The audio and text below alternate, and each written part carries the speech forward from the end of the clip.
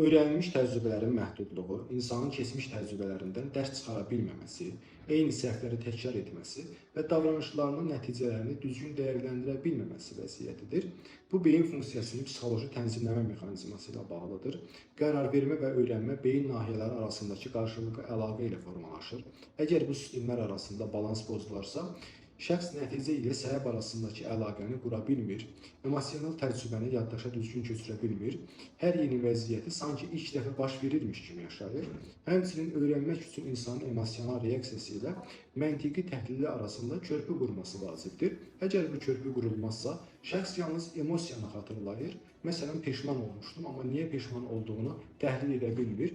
Beləcə, növbəti dəfə eyni vəziyyətdə emosional reaksiya yenidən aktivləşir, amma rasional öyrənmə baş vermir. Misal üçün, hər dəfə yanlış partnyor seçən şəxs indi fərqli olacaq deyir, amma eyni davranış modelini təkrarlayır.